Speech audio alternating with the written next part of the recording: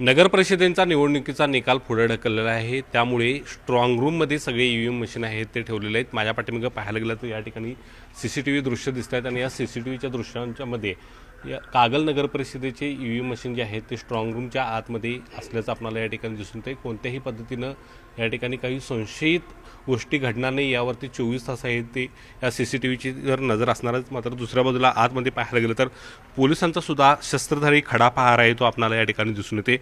या स्ट्रॉंग रूमच्या बाहेर आहे ते 24 तास पोलीस तैनात असणार आहेत। सीसीटीव्हीची सुरक्षा यंत्रणा आहे तर सोबतच मात्र पोलिसांचं सुरक्षा कवच सुद्धा आहे या स्ट्रॉंग रूमला आपल्याला या ठिकाणी पाहायला मिळते। आतमध्ये पाहायला गेलं तर सीलबंद स्ट्रॉंग रूम आहे ते आपल्याला या ठिकाणी दिसून येते आणि या सीलबंद स्ट्रॉंग रूमच्या आतमध्ये कोणालाही प्रवेश आहे तो दिला जाणार नाही। ज्यावेळी निवडणूक निर्णय अधिकारी मतमोजणीच्या निमित्ताने या ठिकाणी दाखल होतील त्याचवेळी त्यांना प्रवेश आहे तो दिला जाईल किंवा त्याची तपासणी आहे ती करण्याच्या वेळीच आहे तो तेवढा प्रवेश आहे तो दिला जाईल। इतर वेळी मात्र कोणालाही या ठिकाणी प्रवेश दिला जाणार नाही। या ठिकाणी पाहायला गेलं तर वरसुद्धा फॅनच्या बाजूला एक सीसीटीव्ही कॅमेरा आपल्याला दिसतोय आणि त्यामुळे बाजूच्या या प्रेमायसेसमध्ये जरी काही संशयास्पद हालचाली असल्या तर त्या ठिकाणी आहेत त्या या कॅमेऱ्यामध्ये कैद होणार आहे। त्यामुळे एकूणच कुणाला शंकेला वाव मिळणार नाही अशा पद्धतीची सुरक्षा यंत्रणा या ईव्हीएम स्ट्रॉंग रूमच्या बाहेर आहे ते उभारण्यात आल्याचं आपल्याला पाहायला मिळते। कारण अनेक राजकीय नेत्यांनी निकालाला विलंब लागल्यामुळे आहे ते संशय निर्माण होईल अशा पद्धतीचे वक्तव्य केलं होतं आणि हा संशय दूर करण्याचं काम आहे ते निवडणूक आयोग या ठिकाणी